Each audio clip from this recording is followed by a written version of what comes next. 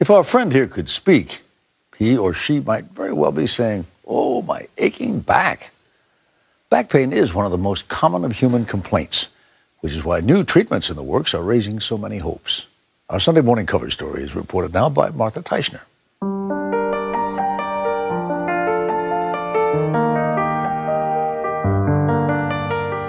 Consider the human spine in all its glory. The 24 vertebrae cushioned by gelatinous discs, the little facet joints that help make your back flexible, all the ligaments and muscles and nerves. The spine's elegant complexity is a miracle of engineering, or a curse when something goes wrong. I couldn't walk. I couldn't bend over. I couldn't lie down. I'd say, "Oh, Lord, can't you help my back? It does hurt bad." 8 out of 10 Americans will experience debilitating back pain sometime in their lives. And the most common culprit? I think most people would think it's the intervertebral disc, whether it's herniated or whether it's just worn and arthritic. Dr. Augustus White, a professor at Harvard Medical School, has literally written the book on lower back pain. He says the easiest way to understand a herniated disc is to think of a jelly donut. This is the crust of the jelly donut, and in the center where the jelly is, it gets squeezed out, and that would be the herniated part of the disc. When what Dr. White calls the jelly gets squeezed out, it presses on nerves, which can mean excruciating pain. Barring serious illness, the first line of treatment may not be what the patient, who's only after a quick fix, wants to hear. You need to make sure the patient doesn't have tumor or infection. But once you rule those out, you can be confident that you're not going to harm the patient by saying, okay, give yourself 4 to 6 weeks. Believe it or not, 90% of disc injuries heal themselves after a few weeks, especially with physical therapy. But waiting it out can be torture, and not everybody does get better. So that's where surgery comes in. More than 1.2 million Americans undergo spinal surgery each year. That's triple the number of coronary bypass surgeries, nearly 4 times the number of hip replacements. Approximately 300,000 of those back surgeries were spinal fusions, where vertebrae are joined surgically so they can't move. They're often held in place permanently with metal screws or rods. For many patients, surgery is the only answer, salvation, but for all too many others, it can be a nightmare. Some muscular pain on the right side?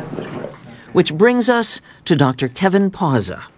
I spent decades treating patients who've had surgery. Patients would do well for a year or 2, and they'd always come to me and need more help. Dr. Pauza is a founder of the Texas Spine and Joint Hospital in Tyler, Texas. And in his experience, fusion was usually the wrong answer. The spine's made to be a structure that bends with every movement that we make. And if we immobilize a segment of the spine, the adjacent segment breaks down. That's known as the domino effect. So my thought was, can we do something to that disc so that we don't have to fuse it? Can we bring that disc back to life? And that's the headline of this story. Imagine a procedure that repairs and regrows discs, that doesn't involve spinal fusion, that's no more than minimally invasive outpatient surgery. I'm going to go to the direct center of your disc where the... Pauza's inspiration came when he thought about how an ordinary cut heals. What heals a cut is something that's very simple. It's 2 products that are in you and I, they're in everybody. In our blood plasma. They're called thrombin and fibrinogen.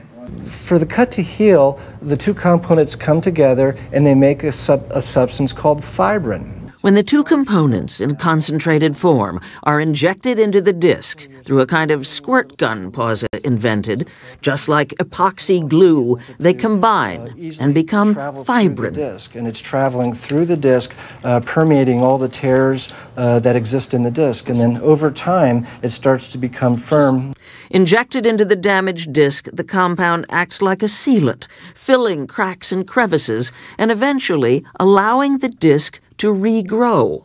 That's exactly like a disc. So if one were to look at that under a microscope, 2 months after we put it in the disc, it would look like normal disc material. So it allows our degenerated disc to turn into a young, healthy, normal disc. Are you comfortable, Rusty? Yeah, so far there's... Rusty Templeton is typical of the failed fusion patients Dr. Pauza sees. He had his surgery in 2008, but the pain came back and was agonizing. I'm going to return your discs back up to the height that they were when you were a teenager. Templeton is given a local anesthetic. The procedure takes about 5 minutes. There's no incision, no hardware. Did you feel that pressure there, Rusty? Okay, and your disc is now back up to a normal height. Typically, at first, patients feel discomfort. Some patients even say, gosh, I wish I never had this done. And then several weeks later, the patients just turn a corner. We tell them that they can expect that there'll be one day where they have pain, and the next day it'll just stop. Pauza is hoping for Food and Drug Administration approval of the procedure by 2015. Phase 3 clinical trials are underway now at 20 sites around the United States. Dr. Pauza has successfully treated more than 1,000 patients in his private practice. We started treating the first patients approximately 5 or 6 years ago, and the success rate is approximately 86%. So how did Rusty Templeton do? My pain before was at least a 10. And 2 months after the procedure? It's still around a 5 because I have underlying issues, but I can lay down now. I don't sleep in the recliner, so things are better in that way. I can, walk around. I can drive where I couldn't drive before. The pain level I had before the procedure was probably around 6 to worse 8. Christopher Joseph was in a car accident. How was his pain 2 months after the procedure? Right now it's at 0. Is this some wild and crazy idea, or is this something that really has promise? I think it does possess incredible potential and therefore promise. Dr. Michael DePalma is a spine specialist in Richmond, Virginia. The North American Spine Society has just published his paper on the latest experimental therapies involving disc restoration. Stem cells are something that's being investigated to replenish cells within the disc by injecting them into the disc directly. Injecting growth factors, which are proteins to try to stimulate repair of the disc, have also been evaluated and investigated. DePalma is involved in 4 different FDA trials of the new procedures and believes these so-called biologics are the future of back treatment. Based on the results so far, he thinks Dr. Pauza's fibrin sealant offers the most promise.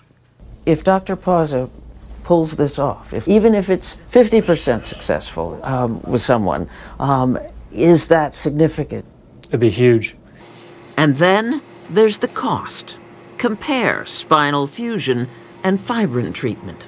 Treatment for a fusion, and this is the hospital fee, typically is in the $100,000 range, not including the physician's fee. Again, we don't have a set cost for this treatment yet, but it's approximately 95% less than the cost of a fusion. Pauza expects it to be widely available within 5 years. It's the first time in history that we've been able to cause new tissue to grow within the spines. This procedure is the procedure that really the world has been waiting for. Is it? The procedure is only for back pain sufferers with specific disc problems, but there are a lot of those, and Dr. Kevin Pauza is absolutely sure he's found a better, safer, cheaper way of improving their lives. It's a little bit easier than surgery, isn't it? Oh, yeah. You did great. We're going to let you rest and recover.